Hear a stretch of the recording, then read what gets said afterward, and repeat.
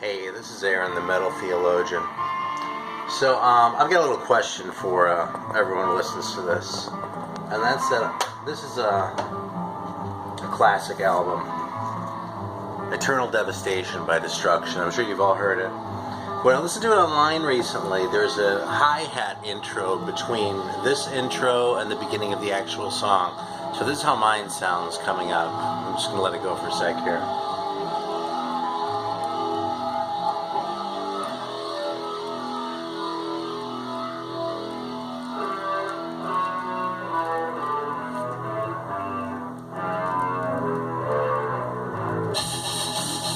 Okay, so here it just goes right from the intro into that opening, riff.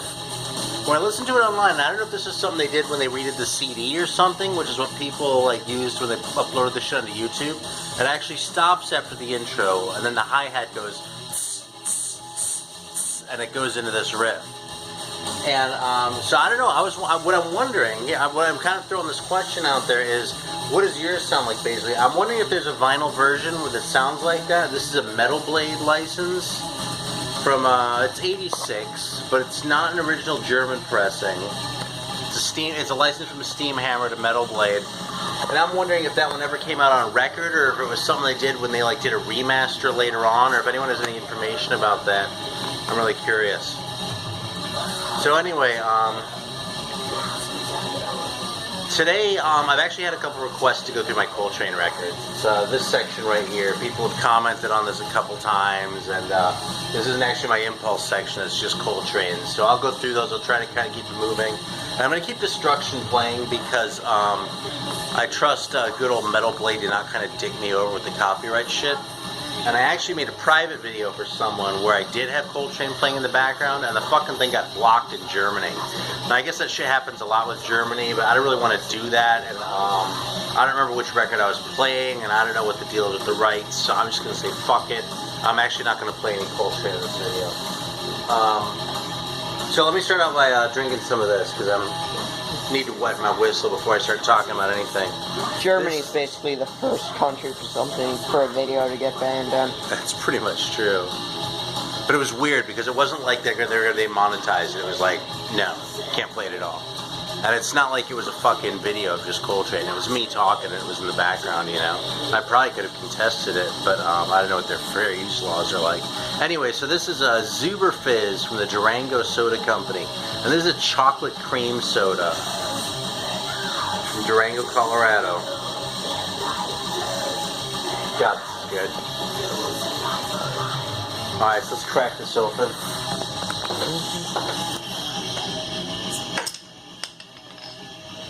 So the question is it as good as their root beer? I've had this before. I thought it was fantastic, actually. I kind of cheated on this one. Oh, okay. It smells really kind of... I don't say it smells chocolate. It actually smells yoo-hoo-y more than it smells chocolatey.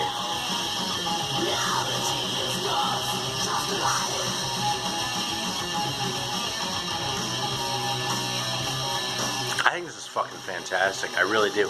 It's like a genuine chocolate flavor. It's like candy bar chocolate. It's not like rich, dark chocolate. But it balances nicely with the sort of cream soda flavor to it. It's just really good.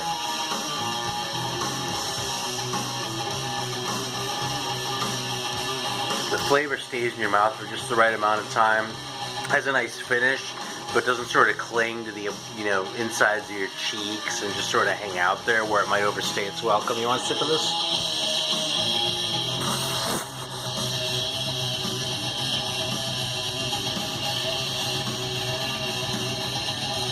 Just take a sip. This video is going to be long enough, but by the time I go through these records.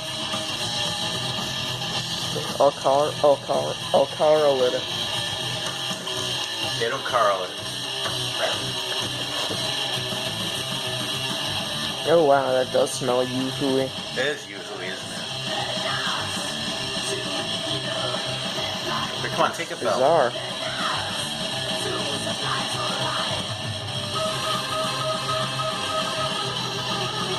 You don't like it?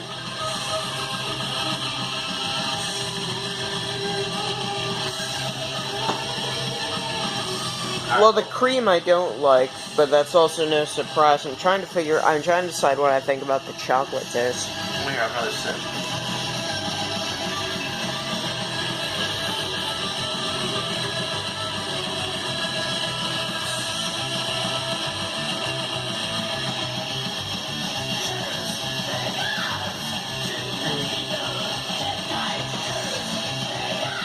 God, this record is so good. This is the record that turned me on to Destruction.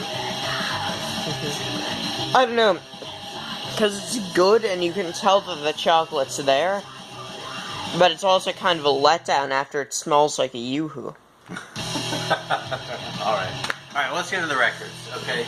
So like I said, I've been requested to discuss Coltrane, and I have to admit I was a little bit surprised because I've always kind of assumed that anyone who knows Coltrane, which is pretty much anyone who's interested in having Coltrane records, they already have them. You know, so apparently not, especially overseas. I guess they're a lot harder to get than that. I used to see these things in the shop all the time, so I'm gonna try and keep this moving because, you know, I kind of have a chunk here. And I'm pulling them out like this, so I'm gonna try and do them in chronological order, more or less. But that's what we've got. So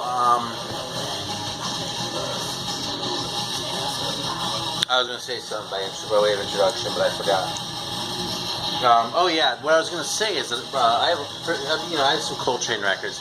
I probably have more Miles Davis records. Other than that, the only thing I have more of is Sun Ra records. I mean, that's the Sun Ra section over there. There's a Queen box at the end, but the rest is all Sun Ra. So if I'm not going through that, this is about the most I'll go through with a single artist. So I'm going to try and keep it moving so this video doesn't turn into a 40-minute extravaganza. Alright, so this is his debut on Prestige.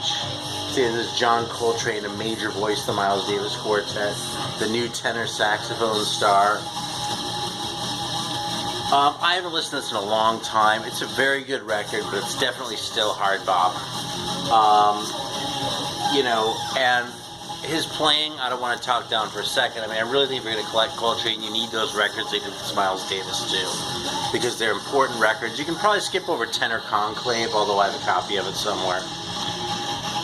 But those are just important records, and his voice in that group was just really profound. So this is still sort of in that style. It's with him as the leader. Kind of a variety of people on here, but you know, notably Red Garland and Paul Chambers, who were also in that same Miles Davis classic lineup. Then we have this one, Blue Train, which is a great record, but I think it's kind of overrated. It's, I mean, it's essential, don't get me wrong. I mean, this is a fantastic record. It's also, as you probably know, his only record for Blue Note. But it's still very much a hard bop record. If you're going on the strength of this record, and this record alone, I think that John Coltrane would be like, I mean, he'd still be one of the greatest fucking sax players ever, okay? But he'd be more of the caliber as far as his output of someone like, you know, Hank Mobley or someone along those lines. Maybe not Stanley Turrentine, because he wasn't that soul jazz, but he'd be more like a Hank Mobley or maybe a Tina Brooks, who made, you know, really good hard bop records, but that was about the extent of it. He'd probably be less important than, say, Jackie McLean, who, you know, went through this phase and started making some really important records in the early 60s when he started flirting with the post-bop stuff. So this is an awesome record. It's wonderful. You should listen to it over and over, as I have. But, and it's a great lineup. Lee Morgan, Curtis Fuller, Kenny Drew, Paul Chambers, and Philly Joe Jones. I'm really partial to anything with Curtis Fuller on it, too. I love Curtis Fuller. But it's still very much a hard bop record, and I don't think this record is why Coltrane is important. It's a great record, but this is not the defining record of his career. Where you started to get into that was really with this record, I think. Even though this isn't as good a record as that one, from a listenability standpoint, this is where you really hear the experimentation start to begin, is on Black Pearls. He's heavy into the sheets of sound period. He's doing these heavy-duty arpeggios that are just superhuman. And it's just nuts the playing on this one. And it really sounds like he's reaching for something. You can really kind of hear him sort of working through what he's working through. Another record for that, actually. This is a bootleg. This is actually the only jazz bootleg I own. But this record is similar too. This is one where he got back with Miles for a couple shows. And you can really kind of hear that he's outgrown the band at this point in time. This is Miles and Coltrane, obviously, with Wynton Kelly, Paul Chambers, and Jimmy Cobb. And it's kind of a weird record because it has an interview with him in the beginning. But again, you can hear him sort of doing this reaching and playing these long solos. And you can kind of tell that he needed to start doing his own thing without Miles Davis, who's definitely always more sort of, song-focused and had kind of more of a pop sensibility. This one, I probably don't have to tell you, is a classic, Giant Steps. Fucking unbelievable record. The song Giant Steps has to be heard to be believed. It's in about 4 keys and sort of cycles through them. It might not be 4, I actually have to go count again, but it cycles through them in there's this real tour de force, probably one of the hardest things. It also has Naima on it, which reappeared a bunch on a lot of different records. Very great. For me, from his Atlantic period, well, there are a few. I was going to say tied with my favorite things, but Ole Coltrane is great too. We'll get there. This is a very good Coltrane record. Not earth-shaking in my estimation. I've probably listened to it, I don't know, maybe 4 times, something like that. Hasn't had the staying power for me that Giant Steps has, or My Favorite Things has. Where it's funny because even though the songs on this one are simpler, even trite. I mean, there are no originals on this. It's My Favorite Things, Every Time We Say Goodbye by Cole Porter, But Not For Me by George and Ira Gershwin, and then Summertime. But the delivery on this record is just so good, and this one really starts to exemplify, I think, what Coltrane was about as far as his ability to sort of interpret and reinterpret a song over and over and bring something new to it each time. Because My Favorite Things, again, was a big one that he kept coming back to. Okay, Ole Coltrane is another favorite of mine. There's another one that has a lot of soprano saxophone, which he really came back to with My Favorite Things. Apparently that instrument had completely fallen out of favor, like from the time of Sidney Bechet until Coltrane kind of revived it. I think there might have been a couple people here and there. Jimmy Giuffre mostly played clarinet. He might have played some soprano sax. I don't remember. Maybe someone can correct me. But it's interesting because that then too became a big sort of defining aspect of his sound. This one, Ole, is a sidelong thing. It's just great. It has a lot of exploration, a lot more of that kind of reaching going on, and you really hear the mature Coltrane sound developing. I'm typically not a fan of Plays the Blues records, but Coltrane Plays the Blues, absolutely great. It's all originals except Blues to Elvin, which is actually by Elvin Jones. So, and I think this might be the first record with Elvin Jones. Well, I don't want to stop and go through each one like that because this will take forever. This is my copy of Coltrane Plays the Blues. Very good record, and it's almost misleading because, yeah, he's playing the blues, but this does not sound like a fucking Blind Lemon Jefferson record. This is definitely Coltrane's unique take on the blues. Coltrane's sound doesn't really have the best reputation among the Atlantic catalog, and it does kind of sound like a record of extras, but I don't think it's bad. It has Central Park West and Liberia on it, a nice version of Body and Soul. It's definitely a record worth hearing, although it's probably the least essential of the Atlantic ones. Except maybe for this one, which is kind of more interesting for what it is than for what it sounds like. Again, I haven't listened to this one in a long time, so I may not be getting a little bit short shrift. But this record is basically Coltrane playing with Ornette Coleman's group. It's Don Cherry, obviously, but it's also Charlie Hayden and Ed Blackwell, if I'm not mistaken. Percy Heath plays on one song. No, on 3 songs, I lied. Okay, so Charlie Hayden's on 2, Percy Heath is on 3. So It's a very interesting record. It's probably really important in his development because I know around this time Coltrane was really influenced by what Ornette Coleman was doing. But I don't know, it's not a personal favorite. It doesn't mean it's not great though. I mean, we're talking about John Coltrane here.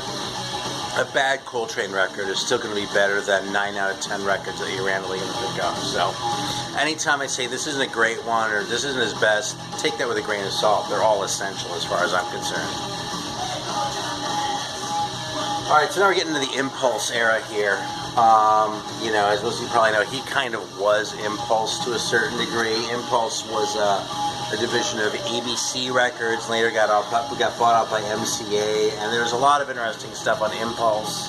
Coltrane did a lot to bring artists to Impulse, like Pharoah Sanders and Archie Shepp, and sort of, you know, nurtured them and helped them along. And, you know, they had their own things too, who, you know, Creed Taylor first, and then Bob Thiele brought in, and the subsequent guys too. But by this point in time, Coltrane was really the big money maker, and it was his record sales that were allowing for this kind of lavish packaging on these record covers and that. So this is Africa Brass, which is one of my favorites. It's definitely not the free sound of Coltrane yet, but it's starting to head more and more into that direction. It's a larger group. It has more of the sort of I'd say world music because that sounds so corny, but the sort of, I mean, frankly, African influences that he was looking to bring in. You know, again, you say, oh yeah, this was Africa influence. I think of like Peter Gabriel stroking himself with, you know, or, you know, Paul Simon with, you know, the guys from Jaluka or something like that. And I just don't feel like that's fair because this really operates on a different level, you know. I mean, the only thing I can think of to compare this to right off would be Art Blakey's Drum Suite. But even so, they're very different records. Africa Brass is great. This one I've only played a couple times since I got it, honestly. It's one of the newer arrivals in my collection. So there's a whole lot to say about it, except that I really enjoyed the fuck out of it. Here, let's say who's on here, just for fun. Alright, Elvin Jones, Jimmy Garrison, and McCoy Tyner. So you have the classic quartet on this one. And I think this might be the first one with the full classic quartet, although they might have been on Africa Brass too. I have to check. Okay, so this... Alright, we paused for just a second there. This next one now is one of the really important ones, okay? This is Coltrane live at the Village Vanguard. This is where you really start to hear him stretch out. This is, I think, 2 songs. I think it's 3 songs, actually. One whole side and then 2 long ones. Yeah, Spiritual Softly This Morning, Sunrise, and then Chasing the Train takes up all of side 2. So this is the classic lineup with Eric Dolphy on bass clarinet. And this is really Coltrane sort of... This is him really starting to sort of bring the spirituality into the music. He was already doing that on Africa Brass, but this is where the record, listening to the record becomes more of an exercise in meditation. I've said before that I really kind of dislike the expression spiritual jazz as a genre designation, but in Coltrane's case, I think it applies not so much because he followed a certain pattern or a certain template, because of course, first of all, he was inventing it, but second of all, because there's a real sort of sincerity and a real sort of yearning that you're starting to hear in the music. You hear that too on ballads, even though the songs are a lot shorter. This is a fantastic record, and this is actually a very good introductory record if you just want to start listening to Coltrane but don't really know where to start. I can't really recommend one higher than this one as far as just listenability. Impressions, again, is a little bit more searching. I haven't listened to this one as much as some of the other ones, but fantastic record.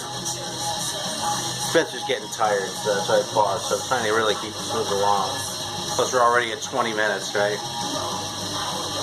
Yeah, and we're just barely getting to the halfway point. Yeah. This is Live at Birdland. This is a great record. It's well known actually for, it's actually only half live. This has Alabama on it, which is, you know, a Coltrane staple, really probably one of his most important tunes. But, you know, Afro Blue, The Promise. It's just brilliant from start to finish. It really is. Coltrane comes across better on live records than a lot of people too. Sometimes you get the spontaneity, sometimes you don't. Oh, I don't know. I mean, I'm talking jazz. Jazz live records tend to be pretty fucking good. I'm listening to a metal record. That's what's throwing me off. Destruction's live record I don't think is all that great. This one is actually kind of one of the harder ones to find, but this is the John Coltrane Quartet plays. His version of Chim Chim Cheree. Talk about doing something great with a corny ass song. It's profound, man. It's fucking great. That and Nature Boy. And then Brasilia, of course, is you know, a little bit more sort of a world music feel to it. Again, I think these are a little bit out of order. Now, this is really kind of the turning point record, Ascension. This is a great record. It's completely free, double quartet, kind of imitating what Ornette Coleman did on Free Jazz. And this also really introduced a lot of new people who become heavy hitters. Freddie Hubbard, actually a little fun fact, is the only musician who played on Free Jazz and on Ascension was Freddie Hubbard. He's probably one of the least free players on here. Brought in Pharoah Sanders, though, and Archie Shepp, as well as John Chikai, Dewey Johnson, Marion Brown. These were all guys who, you know, Coltrane also helped cultivate, whose careers he sort of, you know, moved forward.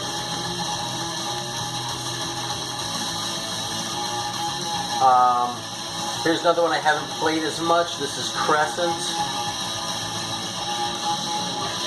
I'm not even going to pretend to say much about Crescent because I haven't listened to it recently enough. Classic quartet. It's great. Honestly, it's one of these cheapo 80s reissues, which has always kind of bugged me about it. That's why I pull it out less than the other ones. Talk about a lame reason, right? Someday I'll upgrade it to at least one with a gatefold, and then we'll see. Alright, so obviously I have a Love Supreme. I don't know that I have a lot to say about this one that hasn't already been said. It is a great record. It is not my favorite Coltrane record. I think it's a brilliant record. I think it's a profound record.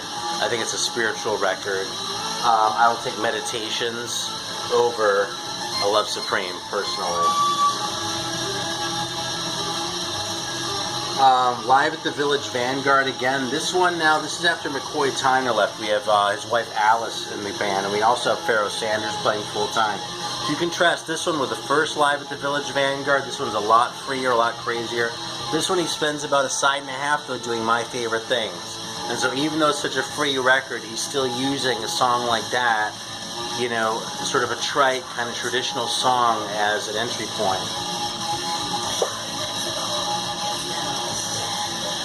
This is Sunship in my collection, courtesy of Mr. Greeno. I've only listened to it a couple times, honestly, but it's pretty free. It's pretty fucking awesome. I mean, he's getting there with the titles too. Sunship, Dearly Beloved, Amen. And it has one of the very few pictures on the back of him smiling. Apparently he was self-conscious about his teeth because they were all rotten and shit. Shouldn't make it easy for him to play with a reed, but it's one reason why he almost never seems smiling. New Thing at Newport. This is really more of an Archie Shepp record than a John Coltrane record. It has an intro and then one decent length Coltrane tune, but a whole side and then about a third of the other side is Archie Shepp stuff. It's a great record. Look how young he's looking there. This, if I had to pick one, might be my very favorite.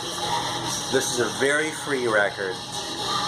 First song, The Father, the Son, and the Holy Ghost, which is, you know, the term that's been used for him and Pharoah Sanders and Albert Eiler. Whatever, take from that what you will. I think it's kind of cornball shit, but whatever. I mean, I just love this record. I really do. It's free, but it's beautiful, and it's profound, and I just think it's emotionally stirring. I think Pharoah Sanders plays well on it, and I'm not the biggest Pharoah Sanders fan. This one also has Elvin Jones and Rashid Ali, which I guess Elvin Jones wasn't all that crazy about playing with second drummers, so he didn't stick around for all that long. Expression is I think the last one he made before he died. I mean, obviously it was posthumous. You can tell by that. I think the rest of these all came out after he died, but I haven't listened to this one as much as some of the other ones. Definitely has more sort of a searching feeling, though, once again. I feel like I'm repeating myself saying that, but it's definitely a theme, and it's one reason why I think his records are so consistently interesting, is because you can hear that he's striving for something, you know? I've talked about Ohm before. This is probably the craziest one. I've heard a rumor that they cut it on acid. I don't know if that's true or not, but it's believable. I love it. This is one of the records where I couldn't believe that a record could sound like this. When I first heard this thing when I was like 18 or 19, like, I didn't know that music could be that. You know what I mean? It was one of the records in my life that changed my whole concept of what music could entail. Oh, shit. There we go. Kulise Mama, I like this record a lot. It has some vocals on it, which I'm not crazy about, but it's a very nice record. It's a very listenable record.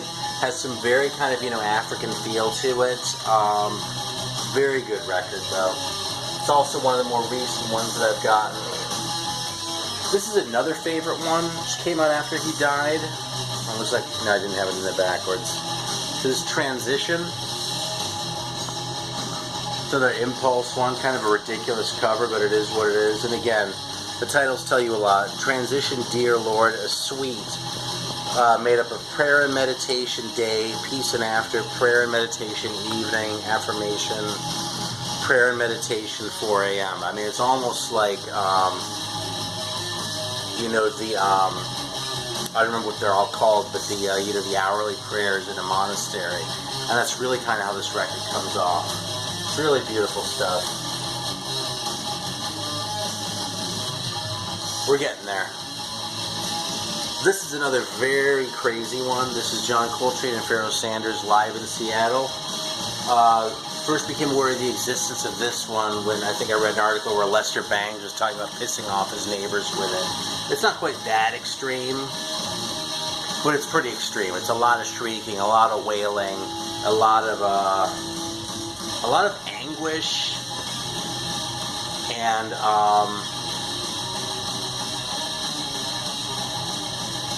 a lot of emotional resolve too. I'm not really sure how to articulate that, but it's like some records you hear the anguish and it just sort of hangs out there. With this one it doesn't. It kind of comes back and finds its center again.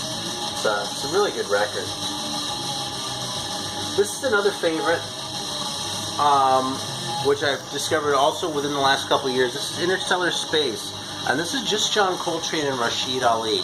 So it's literally Coltrane on saxophone and bells, tenor sax and bells, and Rashid Ali in on drums. Titles are Mars, Venus, Jupiter, and Saturn. And